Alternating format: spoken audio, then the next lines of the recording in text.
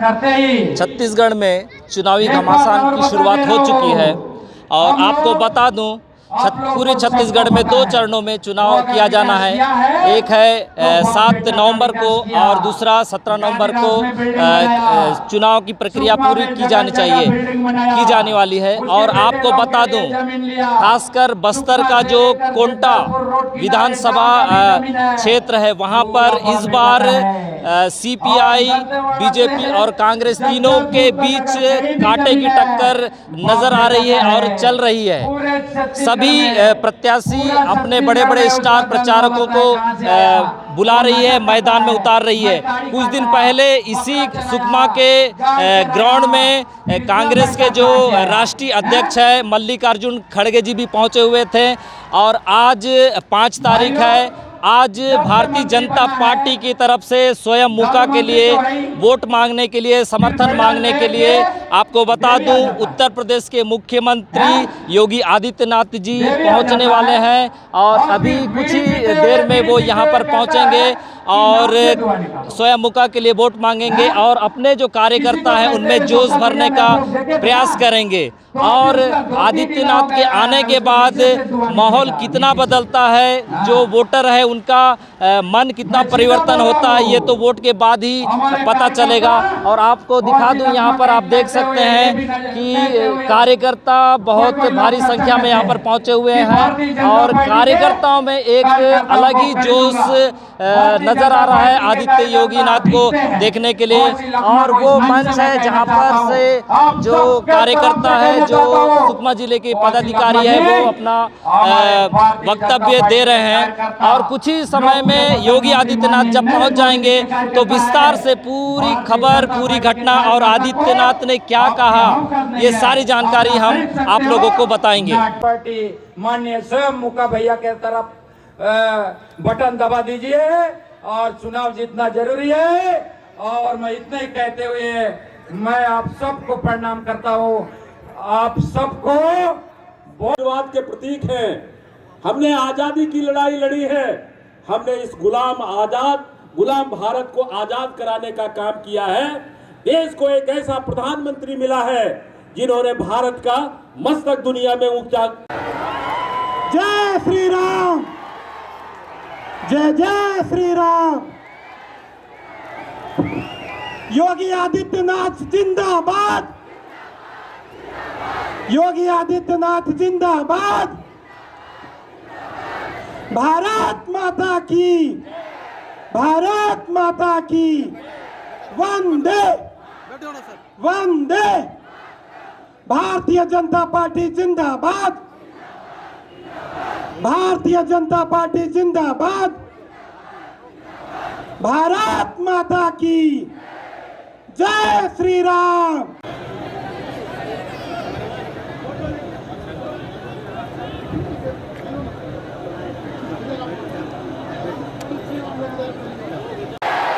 भारत माता की, भारत माता की। छत्तीसगढ़ महतारी की, छत्तीसगढ़ महतारी की। दंतेश्वरी माता की, दंतेश्वरी माता की। वंदे वंदे वंदे। जय श्री राम, जय जय श्री राम। भारतीय जनता पार्टी के जिलाध्यक्ष बार बोलना पड़ रहा है, आप लोग समझदार। श्री धनीराम बारसे जी मना नहीं कर रहे फोटो लेने के लिए। विधानसभा के लोकप्रिय प्रत्याशी श्री स्वयं मुका जी, माननीय विधायक देवघर श्री नारायण दास जी, जिला प्रभारी श्रीमती ओजस्वी मांडवी जी, विधानसभा प्रभारी श्री सुधीर पांडे जी, प्रशांत कुमार मंडल जी, अरुण सिंह भदौरिया जी, होगाराम मरकाम जी, नूपुर वैदिक जी। आज के इस कार्यक्रम में उपस्थित भारतीय जनता पार्टी के सभी वरिष्ठ पदाधिकारीगण, इस चुनावी सभा में उपस्थित सुकमा विधानसभा क्षेत्र से जुड़े हुए सभी उपस्थित भाइयों और बहनों, छत्तीसगढ़ विधानसभा चुनाव के प्रथम चरण में कभी प्रभु श्री राम के दंडकारण्य के वनवास के दौरान के सबसे अभिष्ट और अभिन्न सहयोगियों की वर्तमान पीढ़ी के साथ आज छत्तीसगढ़ विधानसभा चुनाव के संबंध में संवाद बनाने का मुझे अवसर प्राप्त हुआ है। मैं बस्तर, सुकमा, कोटा और इस क्षेत्र से जुड़े हुए आप सभी बंधुओं का हृदय से अभिनंदन करता हूं, इस धरा को नमन करता हूं। वैसे भी छत्तीसगढ़ तो उत्तर प्रदेश के प्रत्येक नागरिक के लिए बहुत महत्व रखता है। तो हम लोग को बोल रहे हैं ना भैया, महत्व इस बात के लिए रखता है, प्रभु श्री राम की जो माँ थी, माता कौशल्या, वह छत्तीसगढ़ की ही रहने वाली थी। यानी भगवान राम का ननियाल है छत्तीसगढ़। और इसीलिए भगवान ने जब 14 वर्ष के वनवास के दौरान कहां रहना है, तो उस दौरान उन्होंने किसी एक धरती को चुना था। तो चित्रकूट से लेकर के, छत्तीसगढ़ से लेकर के और इस पूरे बस्तर और दंडकारण्य की इस पूरी भूमि को ही उन्होंने अपने वनवास काल के दौरान की सबसे उपयुक्त भूमि समझा था। भाइयों बहनों, हजारों वर्षों की विरासत आपके साथ में है और प्रभु की ही कृपा है कि प्राकृतिक संसाधनों से भरपूर ये क्षेत्र एक और आपके संघर्ष की गाथा को, आपके पूर्वजों के संघर्ष की गाथा को हम सबके सामने प्रस्तुत करती है। लेकिन दूसरी ओर जिन लोगों की निगाहें इस प्राकृतिक धनी प्राकृतिक संपदा पर है, वे यहां पर माफिया राज, अपराध और नक्सलवाद को बढ़ावा देकर के यहां के सामाजिक ताने बाने को छिन्न भिन्न करके, यहां असुरक्षा का वातावरण पैदा करके, यहां के नौजवानों और यहां के नागरिकों के बीच में, भोले भाले नागरिकों के बीच में, वनवासी आदिवासियों के बीच में अविश्वास की स्थिति पैदा करके उन्हें गुमराह करने का प्रयास भी कर रहे हैं। ये कोई नई बात नहीं है, ये प्राचीन काल से ही ये चीजें चली आ रही हैं।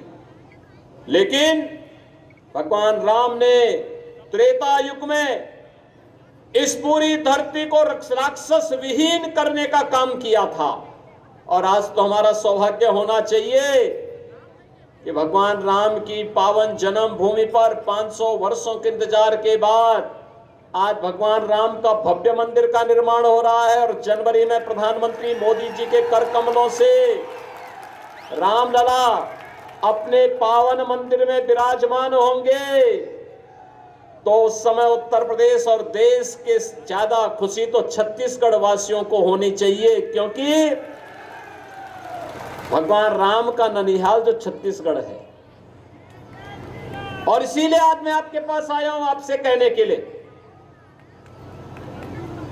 कि अयोध्या में राम मंदिर का निर्माण भारत के अंदर राम राज्य की उद्घोषणा की शुरुआत है।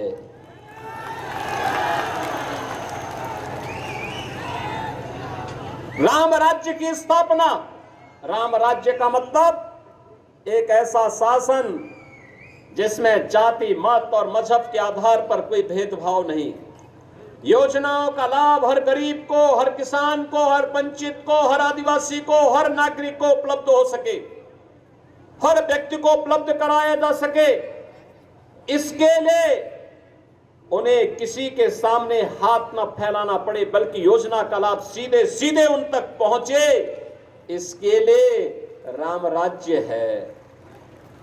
उन्हें हर प्रकार की सुरक्षा मिले, संसाधनों पर उनका पूरा अधिकार हो, उन्हें हर प्रकार की सुविधा का लाभ भी प्राप्त हो, इसी को राम राज्य कहते हैं।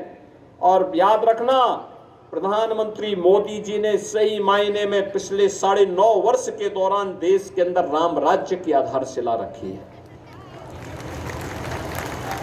मकान सबको, प्रधानमंत्री आवास योजना में देश के अंदर 4 करोड़ लोगों को आवास की सुविधा प्रधानमंत्री जी ने पैसा उपलब्ध करवाया। 10 करोड़ गरीबों के लिए शौचालय दिए। देश के अंदर जिन लोगों के पास स्वास्थ्य की सुविधा नहीं थी, उनके 5 लाख रुपए प्रति व्यक्ति को स्वास्थ्य बीमा का कवर दिया। और यही नहीं, हर घर नल की योजना हो या गरीब के घर में उज्ज्वला योजना की रसोई गैस का फ्री में सिलेंडर उपलब्ध करवाने का कार्य ये प्रधानमंत्री मोदी जी करा रहे हैं। और कल तो प्रधानमंत्री मोदी जी ने एक और घोषणा की है, अगले 5 वर्ष तक, यानी पिछले 3.5 वर्ष से तो चली ही आ रही थी, अगले 5 वर्ष तक 80 करोड़ गरीबों को फ्री में राशन की सुविधा का लाभ भी उपलब्ध होगा। भाइयों बहनों, जो कोई नहीं कर पाया वो मोदी जी ने करके दिखा दिया। देखो, कांग्रेस तो नहीं चाहती थी कि अयोध्या में राम मंदिर बने। क्या कांग्रेस चाहती थी क्या? अगर कांग्रेस चाहती तो 1947 में, 48 में, 51 में, 52 में, 53 में, 54 में या उसके बाद भी लंबे समय तक उनकी सरकार रही, उन्होंने कभी अयोध्या में राम मंदिर का निर्माण नहीं करने दिया। विवाद खड़ा किया, राम भक्तों को मरवाते थे, पिटवाते थे, उनके सहयोगी गोली चलवाते थे। कभी उन्होंने राम मंदिर के निर्माण का कार्य नहीं किया, बल्कि उन्होंने तो कहा कि राम तो हुए कि नहीं हुए हम तो ये भी नहीं जानते। यानी भगवान राम के अस्तित्व पर ही प्रश्न खड़ा कर रहे थे ये लोग। तो इनसे कैसे उम्मीद कर सकते हैं कि आपके सम्मान की रक्षा करेंगे? कैसे आपकी आस्था का ख्याल ये लोग रखेंगे? इनसे उम्मीद ही नहीं की जा सकती है। याद रखना, मोदी जी प्रधानमंत्री बने और उत्तर प्रदेश में मुझे अवसर मिला, डबल इंजन की सरकार आई, राम मंदिर की सारी बाधा दूर। आज राम मंदिर बन रहा है ना। भाइयों बहनों, हम लोग तो जो बोलते हैं वो करके दिखाते हैं, जो बोला उसको कर दिया, क्योंकि हमारे लिए अपना कुछ नहीं है। जो कुछ है देश के लिए है, समाज के लिए है। प्रधानमंत्री मोदी जी के लिए तो 142 करोड़ की आबादी उनका परिवार है, और इसी विश्वास के साथ वे देश के अंदर पूरी मजबूती के साथ कार्य कर रहे हैं। याद करिए, प्रधानमंत्री जी ने हर घर नल योजना आपके छत्तीसगढ़ के लिए भी दी थी। हमने उत्तर प्रदेश में 1.5 करोड़ परिवारों को, यानी 150 लाख परिवारों को हर घर नल से जल पहुंचा दिया। क्या छत्तीसगढ़ में मिला? क्या नहीं मिला होगा, छत्तीसगढ़ में नहीं मिला होगा, क्योंकि यहां सरकार के एजेंडे में विकास है ही नहीं। यहां सरकार विकास नहीं कराना चाहती है। वह तो पैसा जो दिल्ली से मोदी जी भेजते हैं, कांग्रेस की सरकार अपने संस्कारों के अनुरूप उस पैसे को चुपचाप अपने आकाओं को भेज देती है। वो गरीब को नहीं पहुंचती है, कमजोर को नहीं पहुंचती है। वह पैसा तो कुछ चंद कांग्रेसियों के जेब में चला जाता है, उनके परिवार के लोग बंदर बांट कर देते हैं। वे पैसे का लाभ आपको नहीं देते। ऐसे ही प्रधानमंत्री मोदी जी ने 16 लाख प्रधानमंत्री आवास आपके यहां के लिए भेजे। क्या प्रधानमंत्री आवास योजना का लाभ मिला क्या छत्तीसगढ़ वासियों को? क्या आवास का लाभ मिला? नहीं मिला। हम आएंगे, हम देंगे। हम योजना का लाभ देंगे। ये 16 लाख आवास का पैसा इसलिए मोदी जी ने भेजा था, यह पैसा यहां के गरीबों के पास जाएगा, उनका भी मकान बन जाएगा, पक्का मकान बन जाएगा, सिर ढकने के लिए। किसी भी मौसम में, सर्दी, गर्मी, बरसात में वे लोग भी प्राकृतिक आपदा से बच करके अपने बच्चों को पढ़ा सकेंगे, अपने जीवन को खुशहाल कर पाएंगे। छत्तीसगढ़ की कांग्रेस सरकार ने वह भी लाभ नहीं दिया। भाइयों बहनों, पैसा भारत सरकार दे रही है, लेकिन उसका लाभ गरीबों को मिल सके यह काम यहां की सरकार नहीं कर पा रही है। और भाइयों बहनों, इसीलिए मैं कह रहा हूं कि आज यहां का गरीब एक ही बात पूछता है, एक ही प्रश्न करता है। गरीब बेघर लोग यही पूछ रहे हैं कि हमन ला तो नहीं मिलिस, आप ला मिलिस का? यही तो प्रश्न कर रहा है यहां का गरीब। हमन ला न तो न मिलिस, आपका मिलिस का? भाइयों बहनों, यह प्रश्न स्वाभाविक रहे। एक गरीब का, उसकी बेबसी का सरकार के सामने वह हिम्मत हार चुका है। कारण है ये सरकार आज भ्रष्टाचार और बेईमानी को किस हद तक बढ़ावा दे दी है। कल ही आपने देखा होगा, एक नया घोटाला आया है महादेव ऐप का। आप जानते हैं ना, इसके नाम पे कहते हैं कि छत्तीसगढ़ सरकार के नजदीकी लोगों ने यहां के लाखों गरीबों का पैसा इस ऐप के नाम पे ठग दिया है, ऐंठ लिया है। वो अब तब भी बेचारा लगभग 550 करोड़ रुपए से अधिक की राशि है ये। और ये सरकार तो एक नया रिकॉर्ड बना रही है, और रिकॉर्ड किस रूप में बना रही है? आपने बिहार में सुना होगा, लालू जी के समय में एक चारा घोटाला हुआ था। कहते थे लालू जी की सरकार ने उस समय चारा ही खा लिया था, भैंस का चारा खा लिया था। और उससे भी 2 कदम आगे जाकर के कांग्रेस की सरकार तो अब गोबर भी खाने का काम करती है। गोबर का ही घोटाला हो गया। भाइयों बहनों, ये कहां तक? यहां पे खनन घोटाला, यहां पे कोयला घोटाला, यहां पे भू घोटाला, यहां पे युवाओं को मिलने वाली पब्लिक सर्विस कमीशन की वहां घोटाला, यहां पे हर घोटाला पे घोटाला घोटाला कांग्रेस की सरकार का संस्कार बन चुका है। और भाइयों बहनों, इस संस्कार से उभारने के लिए ही एक बार छत्तीसगढ़ में फिर से डबल इंजन की सरकार चाहिए। डबल इंजन की सरकार चाहिए, और इसी के लिए हम लोग आए हैं, क्योंकि ये अत्याचार, ये भ्रष्टाचार, ये अनाचार, ये दुराचार अब यहां की जनता स्वीकार करने को तैयार नहीं है। वह तो एक ही बात कह रही है कि आओ नहीं सही बो बदल के। अब तो यहां छत्तीसगढ़ में हर जगह से एक ही आवाज आ रही है, हर ओर से एक ही आवाज आ रही है। मैं कल भी छत्तीसगढ़ में कई जनसभाओं को संबोधित किया, एक ही आवाज हर एक जगह से, क्योंकि ये राम भक्तों पर लाठी और गोली चलाने वाली सरकार है।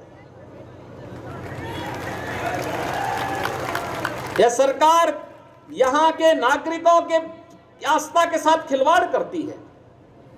यूपी में भी जब तक भाजपा नहीं थी ऐसे ही होता था, वहां कावड़ यात्रा नहीं निकालने देते थे, वहां पर पर्व और त्योहार नहीं मनाने देते थे। आज उत्तर प्रदेश में ऐसा कोई रोक नहीं। आज तो आप कभी गाजियाबाद से हरिद्वार के बीच कावड़ यात्रा में जाएंगे, 4 करोड़ लोग भाग लेते हैं, उसमें 4 करोड़ लोग, और उनको हम डीजे भी बजाने की छूट देते हैं, शंख भी, घंटा भी, घड़ियाल भी बजाओ खूब, और हेलीकॉप्टर से उन पे पुष्प वर्षा भी कर देते हैं। वहां कोई रोक नहीं है। यहां की सरकार 16 लाख गरीबों को मकान नहीं दे पाई। मोदी जी के द्वारा भेजे गए हम लोगों ने 55 लाख गरीबों को एक एक आवास दे दिया। 55 लाख गरीबों को किसी पीरियड में। भाइयों बहनों, सरकार की नीयत साफ होनी चाहिए। अपने आप ही नियंता सब कुछ देता है। एक गरीब बेबस नहीं होना चाहिए, उसके चेहरे पर लाचारी नहीं झलकनी चाहिए। एक गुंडा, एक माफिया, एक गरीब को जबरन उसकी संपत्ति पर, उसकी प्रॉपर्टी पर, उसके हक पर डकैती डालने की छूट नहीं दी जानी चाहिए। किसी अपराधी को, किसी माफिया को, किसी बेटी और किसी बहन पर हाथ डालने की छूट नहीं देनी चाहिए। और अगर कोई डालता है तो सरकार की सख्ती उतनी कठोरता पूर्वक सामने आनी चाहिए। यहां की सरकार लव जिहाद के मुद्दे पर मौन है, धर्मांतरण की गतिविधियों पर मौन है, उन्हें प्रश्रय देती है, उन्हें हर प्रकार से प्रोत्साहित करती है। ये सरकार नहीं, ये तो समस्या है। कांग्रेस अपने आप में एक समस्या बन चुकी है और इस समस्या से जितनी जल्दी आप मुक्ति पा सकेंगे भाइयों बहनों, छत्तीसगढ़ के सपने को साकार करने में मदद मिलेगी। याद रखिए, पूर्व प्रधानमंत्री श्रद्धेय अटल बिहारी वाजपेयी जी ने छत्तीसगढ़ के निर्माण की और आपकी आकांक्षाओं की पूर्ति के लिए छत्तीसगढ़ को बनाया था। डॉक्टर रमन सिंह जी के नेतृत्व में छत्तीसगढ़ को एक विकसित प्रदेश के रूप में स्थापित करने की दिशा में तेजी के साथ कदम बढ़ाए गए थे। लेकिन मात्र 5 वर्ष में ही कांग्रेस ने सारे के सारे सपने धूल दूषित कर दिए। और इसीलिए आज हम सब आए हैं आपसे कहने के लिए, भाइयों बहनों, आज हम इसीलिए आपसे कहने के लिए हैं, ये जितने भी घोटाले इस सरकार ने किए हैं, पब्लिक सर्विस कमीशन का गोबर घोटाला, कोयला घोटाला, खनन घोटाला, क्या इस सरकार ने जांच कराया? क्या ये कराएगी भी नहीं। आने दीजिए बीजेपी को, हम लोग जांच करवाएंगे। जनता की गाड़ी कमाई पर, जनता के हक पर डकैती डालने वालों के लिए सजा। आपने देखा होगा यूपी में गुंडों को कैसे सजा होती है, देखते हैं ना, देखते हैं ना। कैसा लगता है आपको? अच्छा लगता है ना? ऐसे ही जो गरीब के हक पर डकैती डालेगा उसकी सजा तो वही होनी चाहिए। जनता तो जनार्दन है लोकतंत्र में, और जनता को तो सम्मान मिलना ही चाहिए। हर हाल में सम्मान, उसकी आस्था का सम्मान होना चाहिए, उसको योजना का लाभ मिलना चाहिए, उसको विकास की योजनाओं से जोड़ना चाहिए, उसकी खुशहाली के लिए कार्य होना चाहिए। लेकिन जो सरकार ये नहीं कर पाई हो और न कर पा सकती हो, उसको बदल देना चाहिए। और कांग्रेस की सरकार ने आपके सपनों को धूल दूषित किया है। इस सरकार को बदलने की आवश्यकता है और इसीलिए आज हम सब आपके पास आए हैं। भाइयों बहनों, अब हम सबको अब इस बेबसी से उभरना पड़ेगा, इस बेबसी से कि हम अल्लाह तो नहीं मिलिस, आप लोग मिलिस का, इससे उभरना पड़ेगा। उसने नहीं दिया, उसने हमारे हक पे डाका डाला है, तो हम भी उसको वोट के लिए ठेंगा दिखाने का काम करेंगे। ठेंगा वो आपके लिए योजनाओं किसे तरसाई है कांग्रेस, आप उसको वोट के लिए तरसा दीजिए। उसने पेयजल के लिए, शुद्ध पेयजल के लिए आपको तरसाया है, आप उसको वोट के लिए तरसाइए। और इसीलिए हमारा संकल्प एक ही होना चाहिए, अब न सहीबो बदल के, अब न सहीबो। और भाइयों बहनों, इसीलिए आज हम सब आपके पास आए हैं आपसे कहने के लिए, भारतीय जनता पार्टी ने आपके बीच में कोटा विधानसभा क्षेत्र से एक बहुत सुयोग्य कार्यकर्ता को आपका प्रत्याशी बनाकर उतारा है। भाइयों बहनों, स्वयं मुका, भोला भाला,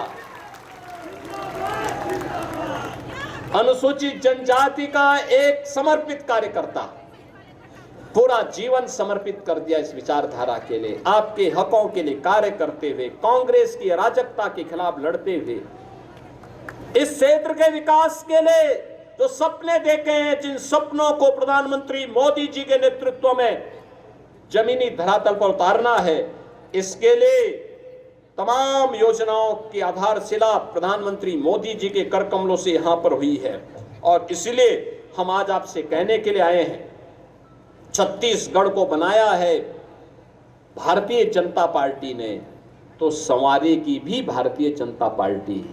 हमने बनाया है, हम ही संवारेंगे। हमने बनाया है, हम ही संवारेंगे। और यही कहते हुए कि तैयारी पूरी है, भाजपा जरूरी है। तैयारी पूरी है, तैयारी पूरी है, भाजपा जरूरी है। और भाइयों बहनों, अब न सहीबो, अब न सहीबो, यही कहते हुए मैं आप सबसे अपील करूंगा, आज चुनाव प्रचार सायंकाल बंद हो जाएगा। 7 नवंबर को आपको मतदान करना है। कमल चुनाव चिन्ह। क्या चुनाव चिन्ह? कमल। क्या है चुनाव चिन्ह? कमल। याद है ना सबको? हमारे प्रत्याशी स्वयंमुखा का चुनाव चिन्ह क्या है? कमल। अभी से एक एक वोट को डलवाने की जिम्मेदारी आप सब लेंगे।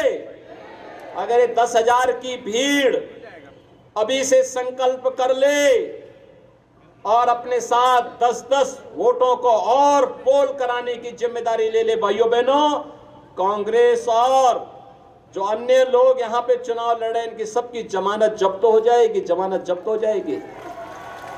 और फिर स्वयंमुखा जब विधायक बनेंगे, छत्तीसगढ़ में सरकार बनेगी, अयोध्या में जब भगवान राम के भव्य मंदिर में भगवान राम लला विराजमान होंगे, तो यहाँ के राम भक्तों को हजारों वर्षों की विरासत के साथ जोड़ने के लिए स्वयं अयोध्या धाम पधारेंगे। सभी लोग सहमत हैं? सभी लोग सहमत हैं? कमल चुनाव चिन्ह के साथ में सभी लोग स्वयंमुखा को अपना समर्थन देंगे? तो मेरे साथ बोलेंगे, भारत माता की, भारत माता की, भारत माता की, छत्तीसगढ़ महतारी की, छत्तीसगढ़ महतारी की, दंतेश्वरी माता की, दंतेश्वरी माता की। जय श्री राम, जय श्री राम, जय जय श्री राम।